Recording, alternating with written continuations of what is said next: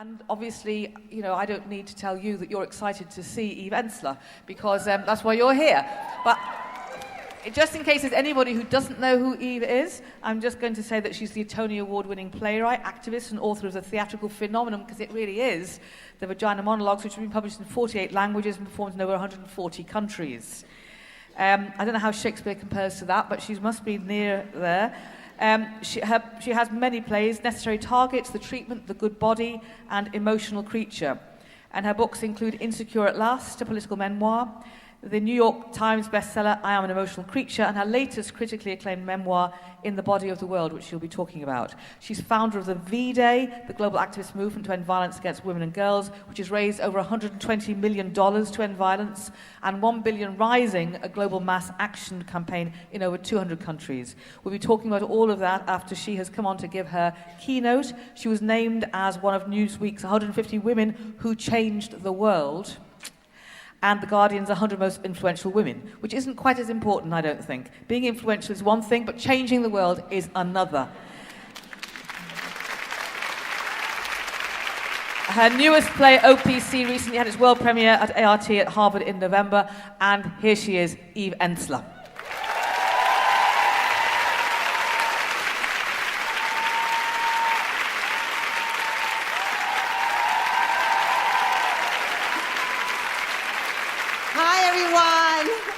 Wow, I'm so moved and humbled and excited to be here at this extraordinary WOW conference. And I just want to take a minute to praise, celebrate, elevate, and cherish Jude Kelly. Can we please do that?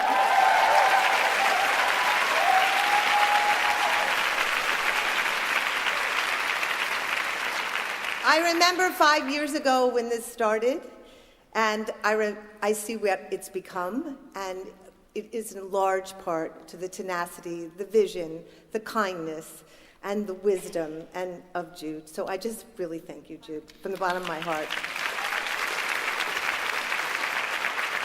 I'm so honored to be here on the eve of International Women's Day.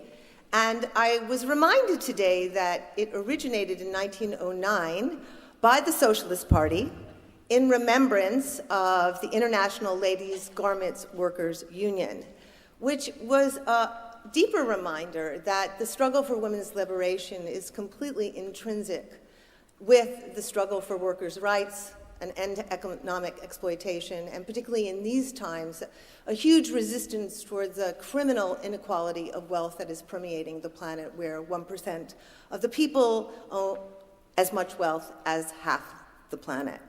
I wanted to also say that I'm thrilled to be here on the heels of 1 Billion Rising Revolution.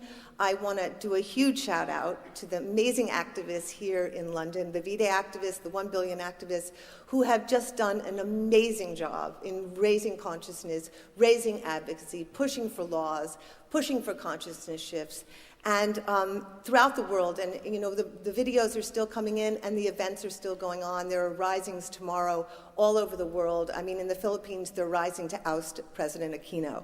So there are big things happening, and I am very energized and I'm very moved. And I feel like always what I feel about, I was listening to the amazing panel before, and I was thinking about how we move forward and we move back and we move forward and we move back, and this time we just need to move forward and not move back anymore.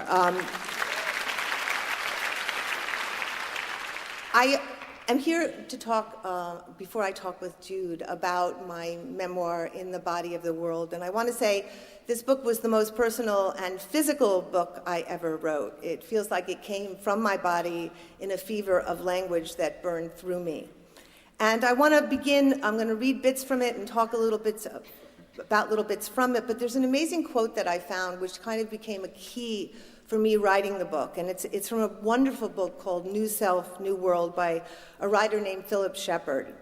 He says, "If you are divided from your body, you are also divided from the body of the world, which then appears to be other than you or separate from you rather than the living continuum to which you belong." For years, I have been trying to find a way back to my body and to the earth. I guess you could say it's been a preoccupation. Although I have felt pleasure in both the earth and my body, it has been more as a visitor than as an inhabitant. I have tried various routes to get back: promiscuity, anorexia, performance art. I've been forced to evacuate this body when, as a child, my father invaded and then violated me. And so I lived for many years as a breathless, rapacious machine programmed for striving and accomplishment. Because I did not and I could not inhabit my body or the earth, I could not feel or know their pain. I could not intuit their unwillingness or refusals, and I most certainly never knew the boundaries of enough. I was driven. I called it working hard, being busy, on top of it, making things happen. But in fact, I could not stop.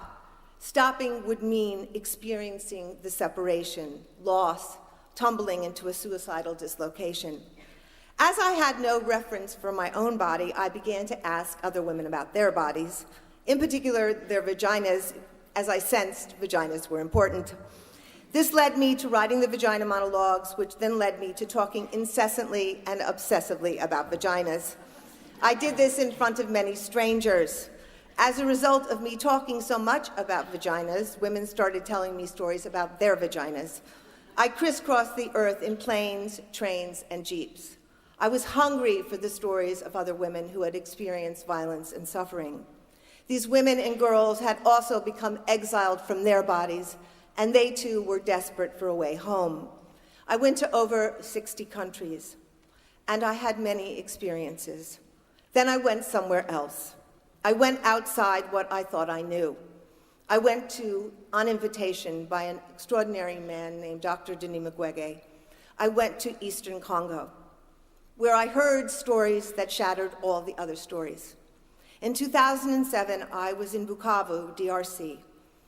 I heard stories that got inside my body. I heard about a little girl who couldn't stop peeing on herself because huge men had shoved themselves inside her. I heard an 80-year-old woman whose legs were broken and pulled out of their sockets when the soldiers pulled them over her head and raped her. There were thousands of these stories. The story saturated my cells and nerves, and I stopped sleeping. All the stories began to bleed together. The raping of the earth, the pillaging of minerals, the destruction of vaginas, they were not separate from each other or me. In Congo, as most of you know, there has been a war raging for almost 13 years. Nearly 6 million people have died, and hundreds of thousands of women have been raped and tortured. The war continues today. I'm on my way there this week, and I wish I could tell you there has been vast improvements, but there have not been. It is an economic war fought over minerals, which in theory belong to the Congolese, but are pillaged by the world.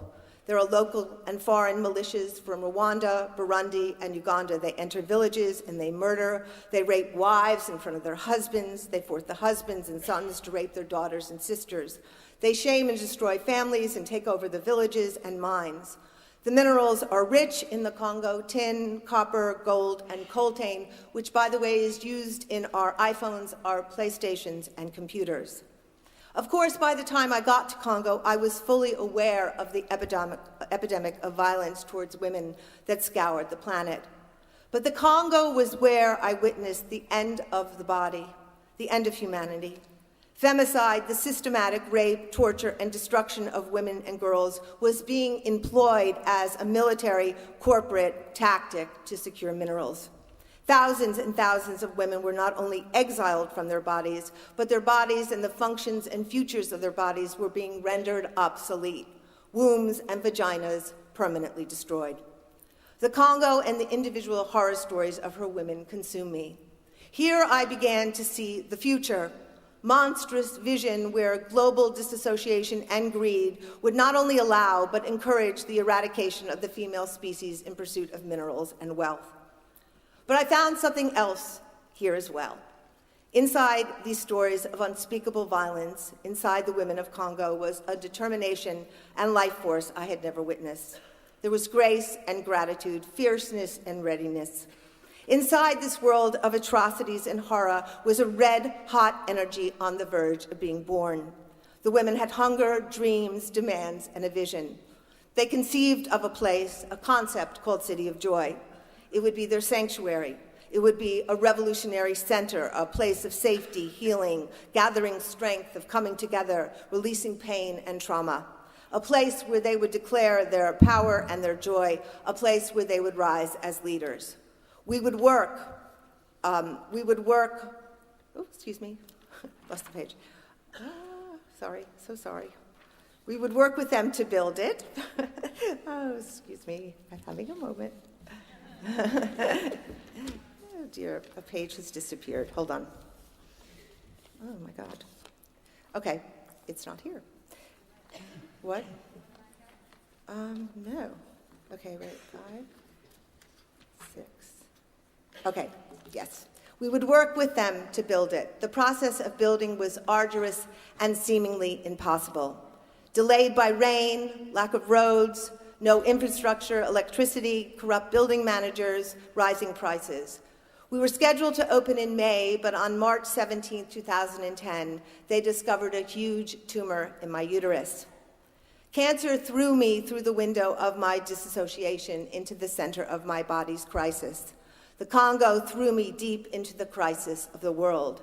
And these two experiences merged as I faced the disease and what I felt was the beginning of the end. So, within 4 days after they discovered a tumor the size of a mango inside me, I literally was in surgery. And I know how blessed I am to have medical care. I know how blessed I am to have had doctors that saved my life.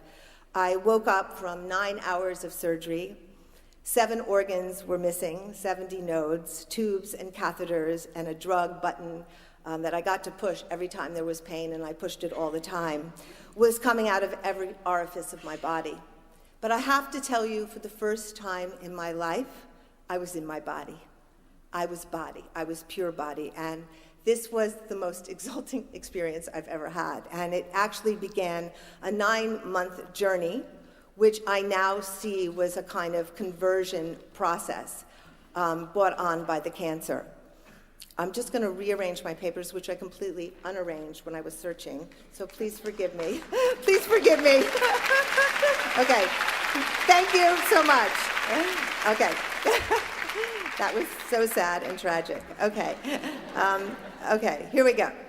Okay, so I have to say that this journey was a very profound journey. I was cut and pricked and poked and ported and infected and chemofied. I had a massive post-surgery infection that occupied my gut for months. I lost 30 pounds.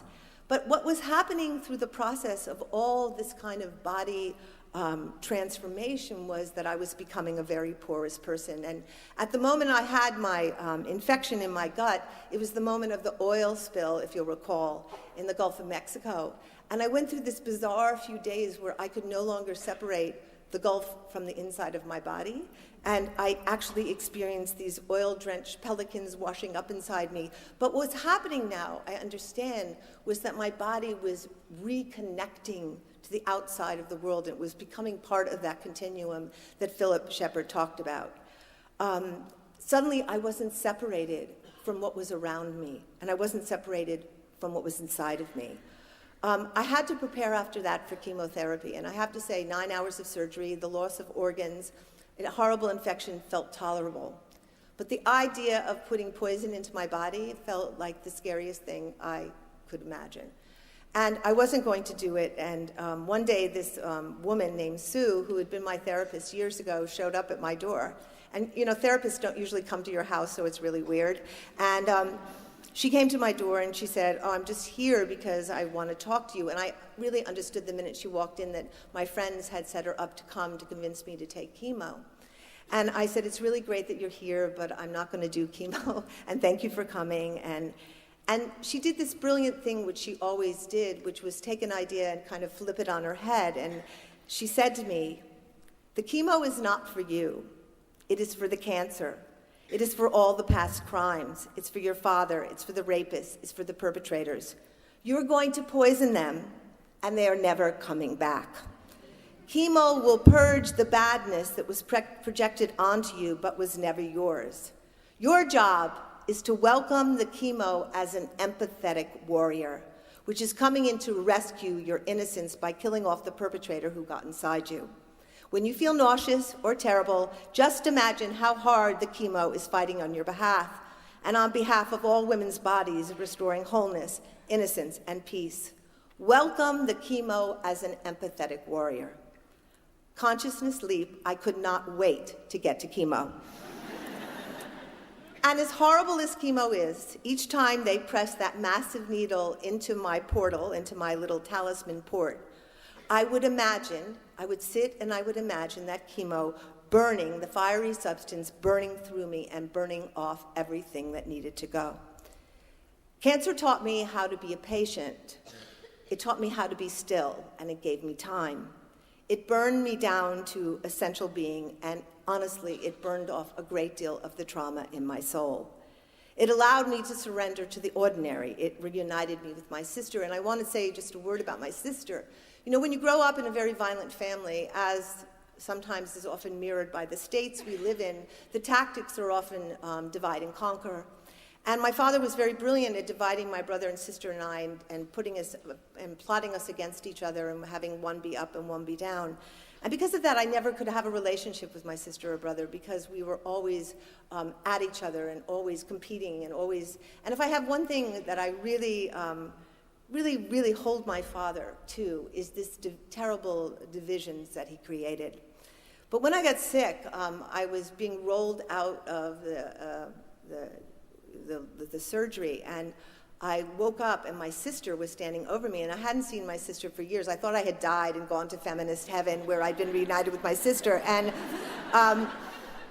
in fact she had come, and she had come because she wanted to take care of me. And this amazing thing happened, this incredible alchemy.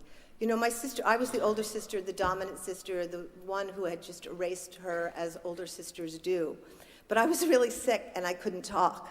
So my sister came and she would sit by me most days and she would talk and I would listen. And I got to know my sister and I fell in love with my sister. And my sister's greatest sorrow was that she could never protect me from my father. And she felt powerless and she felt like a failure. And she got to take care of me and heal me. And over the course of months of my chemo, I looked up at my sister one day and we both realized we'd fallen madly in love with each other. And we'd healed this horrible, divisive rift that had come between us. And I think that was also the beginning of this understanding that this disease, which is really about psychotically subdividing cells, was ironically creating this incredible wholeness in my life. It allowed me to fall in love with trees. I was averse. I lived in the city my whole life, and I had terror of trees. And I say that in an embarrassed way now, but it was true. And I was put in a room when I was very, very sick, and the only thing in that room was a window with a tree, and I thought, I will kill myself.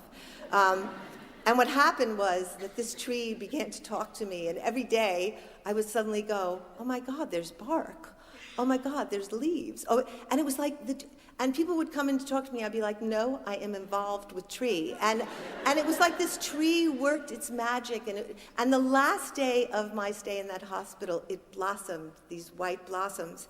And it was the beginning of my returning to Earth and reconciliation with Earth. And a wonderful irony happened at the end.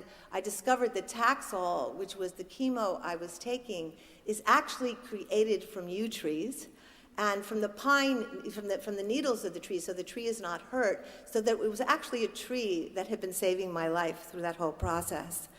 I think in the process of chemo, it was arduous and terrifying, but I was finally in my body. And when I wasn't able to bear it, what was happening was that City of Joy was being built at the same time. And so I had made a promise that I would be there with the women and for the women in the Congo. So every day I would force myself out of my bed, and Christine Schuler-Descriver, who is my Shiro of life, who runs the City of Joy now in Bukavu and is one of the greatest leaders I've ever known, I would get out of my bed and I would climb to the telephone and I would say hi, and I completely faked that I was fine, and I'd tell everything's great, and then I would collapse after the conversation, and she would do the exact same thing on the other end. She wouldn't tell me about all the horrible rains and the destruction and that nothing was going well. We just lied to each other every single day for 6 months. but those lies kept us going. And I have to say, it's good to make promises that you have to keep when you get sick, because it gives you energy to keep surviving. I was humbled by temporary bags and baldness. I found trees, and I was of them. I was surrounded by an insane amount of love. And I have to say that I used to joke it would be embarrassing to die after so many people have loved me like this, you know. But I also came to have a very different understanding of love. And I want to read you this little section. The book is done in scans because I became obsessed with CAT scans. And I love the idea of scans. And this was called A Burning Meditation on Love. This is just a piece of it. While the fire of cancer raged in me, some other alchemic dance that I could not even recognize was happening all around me. It was MC cooking me soft-boiled eggs at 5 a.m. to calm my stomach. Amy, who I hardly knew, stopping by unexpectedly and demanding to rub my feet. It was Nico coming from Italy for an entire month and turning my loft into a summer ashram, and it was Nico shaving my head with a pink Bic razor. Avi and Naomi showing up with pajamas and Bolivian quinoa. Purva scoring me pot. It was my sister showing up regularly with DVDs, and it was toast. It was my toast with the devotion of Kent in King Lear, who gently kept me engaged and fighting. Always there, never wavering, never complaining. This daily, subtle, simple gathering of kindnesses stretched out across the chemo days and months was, in fact, love. Love. Why hadn't I known this was love? I was always reaching for love, but it turns out love doesn't involve reaching. I was always dreaming of the big love, the ultimate love, the love that would sweep me off my feet or break open the hard shell of my lower self, the love that would bring on my surrender, the love that would inspire me to give everything. As I lay there, it occurred to me that while I had been dreaming of this big love, ultimate love, I had, without realizing it, been giving and receiving love for most of my life. Like the trees which were right in front of me, I had been unable to value what sustained me, fed me, and gave me pleasure. And like the trees, I was so busy waiting for and imagining and reaching and dreaming and preparing for this huge, big love that I had totally missed the beauty and perfection of the soft-boiled eggs and the Bolivian quinoa. So much of life, it seems to me, is in the framing and naming of things. I had been so busy creating a future of love that I never identified the life I was living as a life of love. Because up until then, I had never felt entitled or free enough or honestly brave enough to embrace my own narrative. Ironically, I had gone ahead and created the life I secretly must have wanted, but it had to be covert and off the record. Chemo was burning away the wrapper, and suddenly I was in my version of life. Thus began the ecstasy, the joy, the pure joy of a spiritual pirate who finds the secret treasure. After the last takedown operation, I was to return to City of Joy. And I have to say, I was not looking great. I was bald, I was skinny, I was pale. And when I got there, I think the women were totally freaked out. I looked like a scary-ass white woman is what I looked like. And the women really were incredibly moving and very vulnerable and torn, and because many of them were in the hospital. And what happened was when we got together, we began to dance and dance and dance. And it was there witnessing again how they who had suffered the most horrors in the world turned their pain to power through ecstasy, passion, wildness, rage, and the joy of dance. There, in that moment, that the idea for 1 Billion Rising occurred to me, because I had always been obsessed with the fact that 1 out of 3 women on the planet will be beaten or raped in her lifetime. 1 out of 3. That's 1 billion women.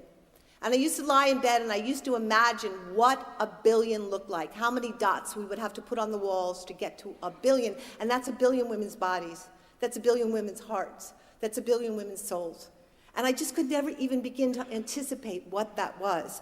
But when the women were dancing, I suddenly thought, what if we got 1 billion women and all the men who loved them to dance on the same day? What kind of catalytic, energetic, unbelievable energy would we kick up that could begin to create particles of creativity, resistance, defiance, and revolution? And I came back and, and I said to my team of 10, we're going to get 1 billion people to rise. And they were like, that's funny. And, but in fact, and we'll talk about it later with Jude, that invitation to the world, and it was simply an invitation to dance, was picked up in a way that one could never have dreamed of. It was in the Congo, and it was after chemo and after the takedown that I found what I now know was my second wind. And I think for many of us, we're in our second wind. And I just want to close this section of it by reading you a little piece from the section on my second wind. I have lost my organs and at times my mind. I know it is a race now between the people who are helping themselves to the earth, to the loot, and the rest of us. I despise charity. It gives a few crumbs to a few and silences the others. Either we go all the way now, or there is no more way. Who will step off the wheel? Who will join the women who have lived in the forest, in the projects, in the loud and cramped cities, and who carry sacks of pain on their backs and hungry babies on their breasts, who are not counted, but whose strength and whose work hold up the world? Who will stand behind them and trust they have always known the way? The world burns in my veins, just like chemo did only a few months ago. I dare us to stop counting and to start acting, to stop pleasing and start defying. I dare us to trust what we know. The second wind is beyond data, it's past pain. It's found in the bloodstream and cells of the women and men who purge the poison of their perpetrators, who walk through the cancer and the nightmares. The second wind is coming from your body. It's in your mouth. It's in the way you move your hips. Every vision is necessary now. Every instinct must be awakened. The wind does not turn away. It blows through everything. Do not be afraid. There is no more winning and losing. We have already lost. Even the so-called winners feel that way. That is why they can't stop self-destructing. Step off the wheel of winning and losing. Of course there is risk. Of course it is dangerous. I wish I could make this easy for us. I wish I could say there is nothing to lose. Lose everything. That is where it begins. We must be willing to go the distance for our Mother Earth. We must be willing to leave the kingdom, surrender the treasures, approval, and jewels. We are the people of the second wind. We know who we are. We have been undermined, reduced, and minimized. We have been endowed with the strength. For years, we have been endowed with the strength. We know who we are. We have been made to feel less for knowing the way. We know the way.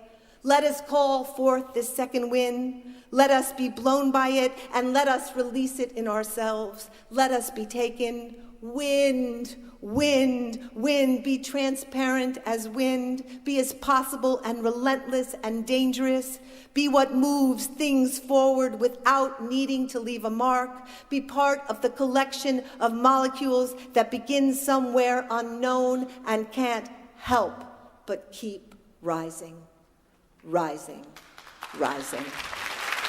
Thank you. Thank you. Thank you. Thank you. Thank you.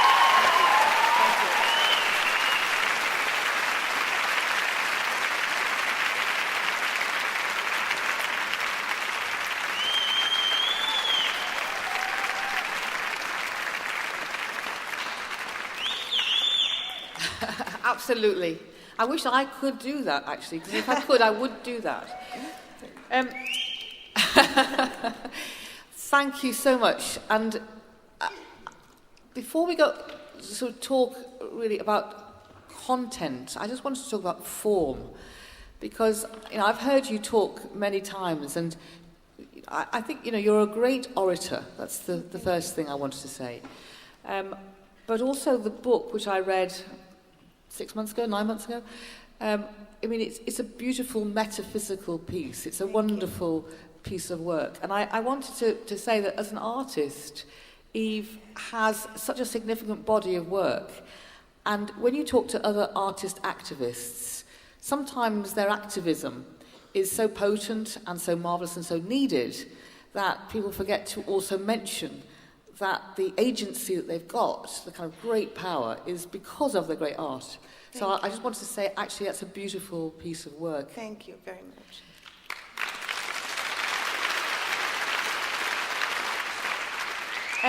So what we're going to do is we're going to talk for about 20 minutes, and then we're going to take 6 questions only. And there's 2 microphones down here, and that means 3 people will be able to do it on each side, which means that you might have to self-select. Bear in mind, like, will my question be really interesting? Will it be short? Will it be a question? So those are just some ground rules. I need someone to tell me whether the film, which we were having some difficulty doing, would somebody let me know from technical whether or not it will be able to be shown at the end, and somebody can come and sort of let me know about that. Don't worry if it can't be. So let's just get to some of the material that you've talked about. I mean, this putting together of the body of you, in a sense, in the moment when you are most stripped of it, and connecting it up with the sense of everybody else's bodies and the whole world in general, led you to feel that actually, in a sense, it seemed to me that you were saying, because I've become joined, I'm also limitless. And I've stopped feeling that there is a boundary. You know, I'm not bound into my body. My body's porous. I mean, that's the word you've used, porous.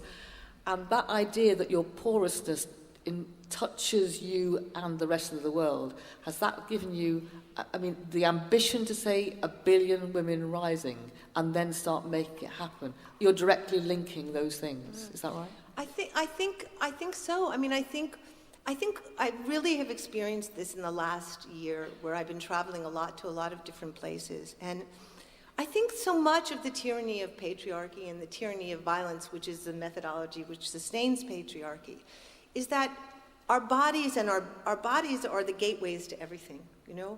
And if our bodies are violated or threatened or harassed or stoned, what happens is we shut down and we separate from ourselves. And by the way, I think this happens to men and women as well. I think the tyranny of patriarchy is often far worse to men, getting them to separate them from their hearts at a very young age. But I think what happens for women is then we don't live off the energy systems and the gateway that is our body. And we're living off the fumes. And we get used to the fumes because we don't even know what it is to inhabit our bodies. And one of the things I think has been so wonderful to hear about 1 Billion Rising and what people experience dancing. And I can't tell you how often I get this question, what does dancing do? Okay, the most asked question. Now, I'm going to say everything. And I'm going to explain to you why. I think we have so little value for the body and for the heart and for this part of our organism. The head is what we all value and what we cherish and what we put up there. But in fact, for women who have been violated, for women who have been traumatized, when your body disconnects and when you disconnect from your body, it is very hard for your brain to function. It is very hard to have ideas. It is very hard to have memories. It is very hard to concentrate. And what I've seen, and I saw this beautiful, beautiful video of a 12-year-old girl dancing in Mumbai. And she was interviewed, and she said, I am sexually harassed every single day of my life. And I'm not pointing out India, by the way, because this could have happened in any other country of the world. But she said, I am sexually harassed every day of my life.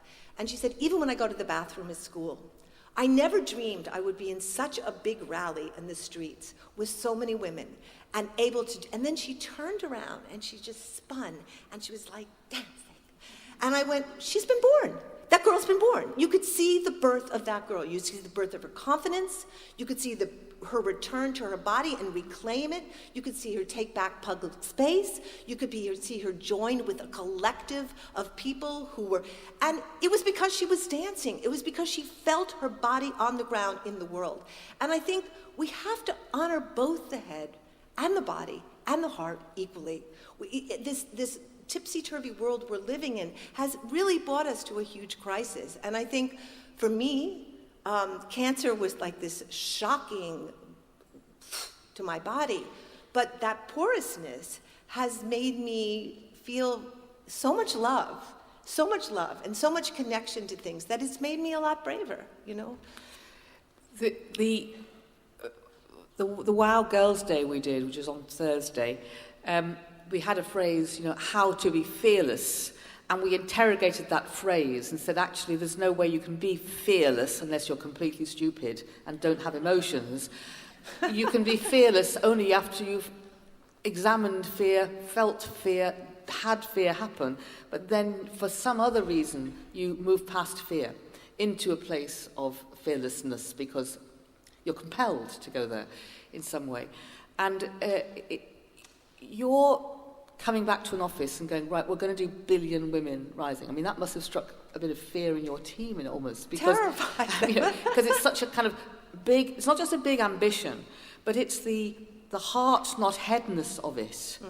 The idea that a billion women and men dancing, it's so counterintuitive to the world of organised politics, to the world of organised NGOs, to the whole idea of being sensible and structured. But the instinct to say, no, we're going to do dancing as the policy, did that come out from this sense that nothing else works and we have to go for this? Well, it grew out of V-Days. We had reached the 15th year of V-Day, and obviously we've all who have worked in this movement, and there are many amazing activists here tonight, and many people who've been on the front lines doing it. We know we've had victories, we know we've moved, but we haven't ended violence against women and girls. It is still madly epidemic around the world. And at our 15th year, I think me as an artist, me as a raging lunatic who has been facing and looking at these stories of violence all these years, it's like, okay, what do we do to escalate this? How do we bring this to the next level where we push against this kind of ordinary acceptance of violence, the normalization of violence, where we talk about, well, there were only 50,000 women who got raped there. There were only 300 girls who got kidnapped. The only thing. And when I was in Congo, I was thinking to myself, we need to do something that comes at this differently. We keep using the same structures and the same policies, and what if we just came at it energetically differently and see what that energy would create? And I have to say, it is so moving to see when we don't come to things in expected ways, when we get disrupted, when we get dislodged from what is normal, there's a kind of astonishing energy, but also it feels almost miraculous in some ways. This higher energy begins to come in and affect things where people say, I can't believe that just happened. I think of Fartoon in Somalia. Women have never been in the streets of Somalia. Fartoon took 1 Billion Rising, as everyone does, into her own community, made it hers, and she decided she was going to get women to dance in Somalia. Now, she knew that was crazy, but something compelled her to do that because other women in the world were doing it, and she wanted to be a part of it, and she has been fighting violence in her own community. And the first year, they had hundreds of women who danced. This year, they had thousands. And the First Lady joined, and it began. Now, why did that happen? Mm-hmm. There's something about it that is almost inexplicable because it was so absurd. It was so outlandish. I was a great fan of Abbie Hoffman in the 60s because he was a trickster. He didn't do things that were just A, B, C, D. It was like A to X, or A to Y, or A to... And somehow in that, things got turned around, Now, I don't know whether everybody here knows... Hands up who doesn't really know what Billion Woman Rising is. A few, okay. I think it's worth explaining because again, when somebody sort of magically pulls a rabbit out of a hat, like Eve did, which is like, right, that's what we're going to do, and we're going to make the whole world rise up somehow. How did you do it? Who did you talk to? Just explain a bit of the structure for people who don't yet know enough about it. Well, I want to be clear, we didn't make anyone do anything. Because sometimes there's this perception that I flew around with an AK-47 holding a gun to people to rise a dance. And that actually didn't happen. V-Day has been a movement for 15 years. And the other day in Brussels, I was talking about the power of building networks in women. Because I think networks are what make movements happen, and friendships are what make networks. So for 15 years, people have been doing V-Day, have been doing the play, have been doing all kinds of events connected. And we have activists who've in this movement for 15 years and friendships that were built. So when we put out the invitation, we put it out to the people who've been working in the movement, and all of the people got excited. And those women are leaders, grassroots leaders in their own communities, whether it's in India or the Philippines or Bangladesh. We had relationships with those women. And I think once those grassroots leaders took hold of the idea, whether it's Agnes who's been fighting FGM, or Aissatou who's been fighting FGM in Gambia, or whether it's Christine in Congo, or, they began to obviously impact their communities. But I have to also say, like, once the idea went out, there were so many survivors who wanted to dance, who wanted to put their bodies on the line, who wanted to reclaim space, who wanted to feel pleasure, who wanted to feel joy. And I really, if I've learned anything in the Congo, joy is such a part of revolution. It is such a part of transformation. And if it isn't present, because I think joy is a form of gratitude, it's a form of appreciation of community. And when that is present, some other energy begins to build. Well, it's a kind of transfigurative feeling, isn't it, joy? I mean, we talked earlier about the fact that with, one of the most game-changing people in the world being named as that, you'd think that by now, had you wanted to, you could be in the UN, or you could be a senator, you could be all kinds of things, but you have chosen to remain independent of more formal structures of politics. Is that because you feel that that's where the power can lie, or that's where you are most comfortable? What's your sense of where influence really lies for you?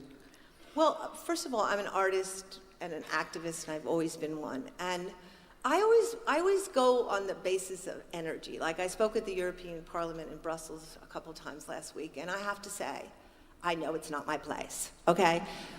There's just, it's like spitting into an ocean of deadness, and honestly. And to quote.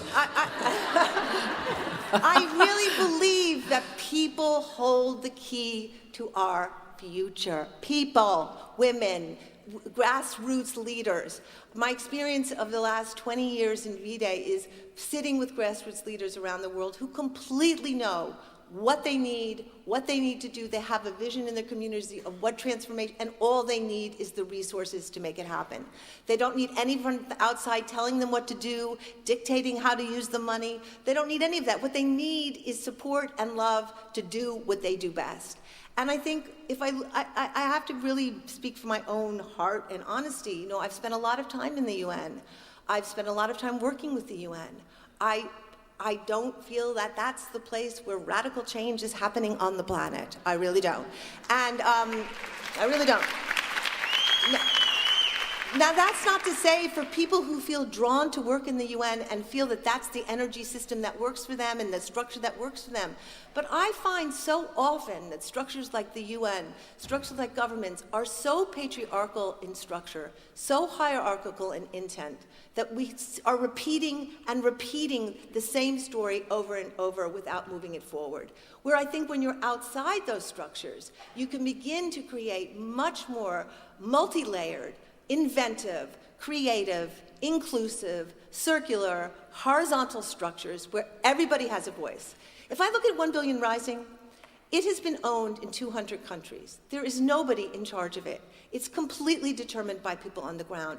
And if you go onto the OBR website and you look at the brilliant, creative, passionate, loving communities, small ones, large ones, who have figured it out. They know what to do. They know how to bring about more communal, more love, more connection in their communities. And I think we have so turned over our lives and wills to authority, to UNs, to governments, to the Father in all his forms, rather than saying, this is our world. We need to take it back. We need to be bold and determined and chart the new way.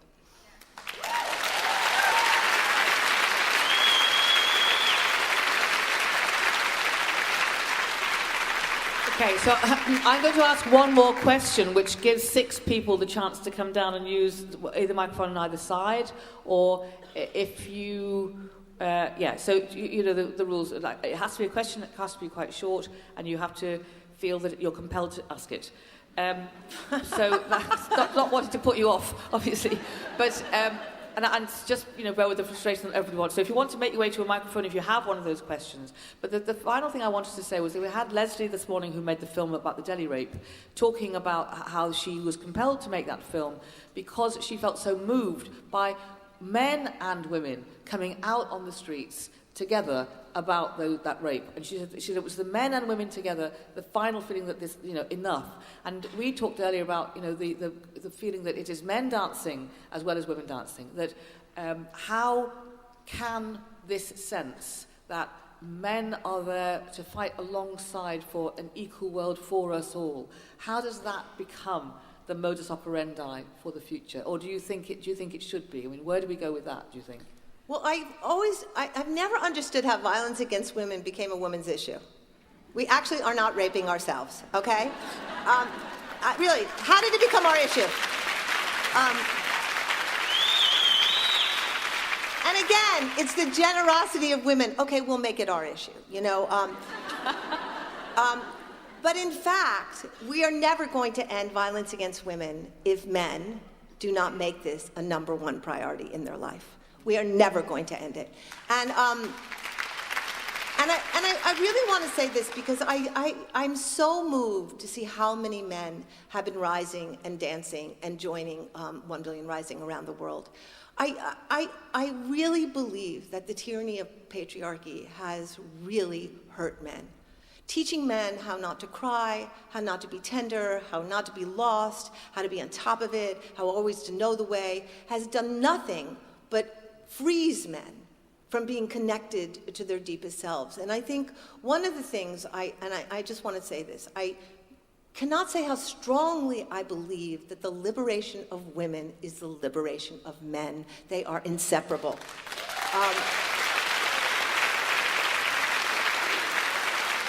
When women are free, men will become free. And I want to say this. I don't believe the majority of men on the planet are rapists or violent or horrible.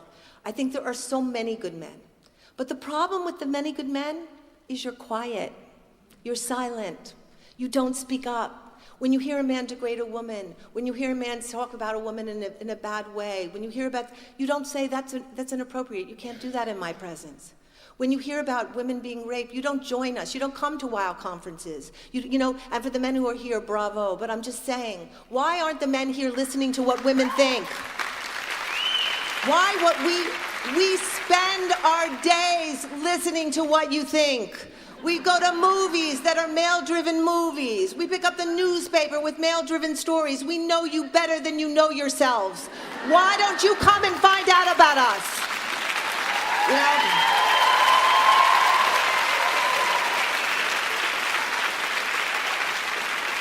And I say that because men have the capability to turn this around. And throughout this last 1 Billion Rising season, I was in Pakistan, I was in India, I was in Guyana, I was in Brussels. I cannot tell you how many gorgeous young men I met who came up to me after talks to say, we're here, we want to rise, we want to change. And I really have faith in young men. I think there is a new generation coming up that is absolutely gorgeous. But I want to say, it requires attention.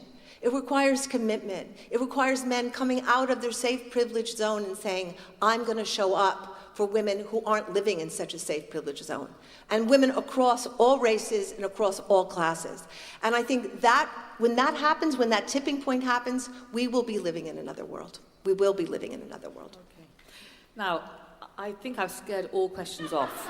There's not one person who's ready. But I'm going to put it from another position, which I'm going to say that actually I think it's because Eve is so eloquent and it's so wonderful just listening to her, that in a way it seems the wrong use of time to listen to anybody else. Which is kind of what we agreed, isn't it? No, Can I tell them two good stories about men? go on, do. No, I want to tell you two really, because people always ask me, what are the outcomes of 1 Billion Rising? And there's so many amazing outcomes, and you can go on to 1billionrising.org to see. But there are two great stories. One was in Peru, where there are a lot of construction sites right now because there's a lot of development in Peru. And as a result, there was a lot of sexual harassment going on. So the organizers of 1 Billion Rising, one of the lead organizers in Peru is a man, went to the construction workers union and they asked them if they would join with 1 Billion Rising. And they agreed. And the construction workers made a decision that they would turn every construction site into a sexual harassment-free site, which they did. And you would walk through the streets and it would say, "We are 1 billion rising and we are men standing." And I thought that was absolutely amazing. And in India, another great story, we know there is one of the greatest feminist networks and some of the most powerful feminist leaders in the world in India. And they made a decision as part of their 1 billion rising that they would train rickshaw drivers, do gender sensitivity training. And they trained over 100,000 rickshaw drivers. And now on their rickshaws, they have little signs that read, "My religion is respecting women." So, and those are, a lot of those drivers are men. So we're seeing a lot of really fantastic challenges and transformations in the way people operate. Well, I'm interested in the kind of inversion of your emotions, because you think, well, 1 billion rising, easy, I've lost my papers, it's a total tragedy. Exactly. But I think that is the right way round. Horror. So, a few things I'd just like to say. First of all, I would like to thank our technical teams here enormously, because they've run around ragged. And, you know, because we've got like shifting venues and putting things, squashing things and all the rest of it. And shortly, we'll be able to show the 9-minute 1 billion rising film. And I'll explain more about that in a minute. After that, if you're still up for stuff, and even though, you know, your wristband moment is sort of end, if you haven't seen the British women weightlifting on the ballroom floor, they're still doing that till 7 o'clock. Boomy Thomas is in the front room at 6:30. We've got a late night cabaret with Liz Carr and Bernard Labourde called Titbits, which is absolutely phenomenal. And that's if you haven't been able to get tickets for Kathleen Moran, which is sold out, with Bridget Christie and Shazia Mazar. And if you haven't seen No Guts, No Heart, No Glory, which is about the Muslim girl boxers, you must see that. Or the Balcombe Hills African Ladies Troupe. But even if you can't get into any of the paid things, there's stuff free still all night. And so stay around and, you know, I keep seeing meet strangers, meet people who you don't know yet, and so on, and have a fantastic time, and come back tomorrow if you can stand. I've got to be here. But what even I suggested now was that we're going to leave you, or she is going to leave you really, with this 9-minute film about Billion Women Rising. There's no dialogue in it. It's just the joy of watching people do that and dancing and so on. If you want to leave at this point to go and get some tea, do. If you want to stay and watch the film, do. If you want to get up in the seats and dance, you can do that too. That would be the best idea. You can do whatever you like. Sorry? No, we did. Oh, wait. No. Do you have a question? Oh, you've been waiting all that time. Okay, well, let's have a question. This isn't really a question with an answer as such. No, it's a question. It's a question. No, it's you said that we could hear her talk about something. And this is my question. It's something that I am asking you to speak about. So there's lots of activists in this room, and there's lots of women like me who aren't an activist but are interested. And like, if you had to, like, obviously there's no one answer, but if you had to say, go out in the world and do something tomorrow, and then in a week, and then in a year, and like what action to take, whether it's for your energy or not your energy or whatever, I would just be very curious. Would you speak on that? Okay, that's a good one. Yeah. Good one. Definitely worth it. You know, this is what I feel. And I was saying this yesterday or 2 days ago in Brussels. I think we all have to look at, like, what are we doing here on this planet? What are we doing here? And I think often we think, well, we're being safe, we're being secure, we're consuming, we're having perfect lives, we're making our lives better, whatever we think we're doing. I can only share my experience. Being an activist is the greatest life you can possibly have. It's the greatest life. You know, I was reading this quote by Aldous Huxley the other day, and I'm not going to quote it properly, but he said, at the end of all my days, at the end of all my writings, really what I think, acts of kindness were really the most significant thing I did in my life. That's a paraphrase. And I think, in a way, that is such a profound notion. Because what is activism but acts of kindness, collective acts of kindness? And I think that as an activist, you know where your heart is drawn. There are some people who feel that they need to go and they need to stand up for women who are being beaten and sex trafficked. There's some people who are obsessed with polar bears. There's some people who know they have to look at water. You know, if you listen to your heart, where you are pulled and where you are drawn. But we don't listen to that. We cut ourselves off from that investigation. and from really listening deeply to where we want to make change and where we want to reach out. And if you can't hear that yet, then just be kind. Just be kind. Live your life every day doing acts of kindness. Because I think the world's gotten so complicated and so disconnected. But really, every day that I live, when someone is kind to me, my day is completely changed. And it's so simple. And it's so clear what kindness is. You know, it's not making someone feel bad. It's not making someone feel less than you. It's not making someone feel excluded. And I think if you keep doing acts of kindness add up to activism, and you'll finally begin to know where you need to focus if it's in a bigger way. But I honestly have to say, we are in dire, dire straits. If we look what's going on with women in Iraq, in Syria, in Congo, all across the planet, if we look at the situation of the earth and how we are destroying our mother every day, if we look at how we are excluding people and creating phobias against peoples, we are in dire shape. We need now to all become activists. Not a few of us, we need all of us. Then later, when we have figured this out, we can come back and worry about our personal lives. But right now, we need to figure out how we're going to get out of this massive conundrum we're in, and it's up to us to figure it out. Thank you. Eve Ensler. Jude Kelly.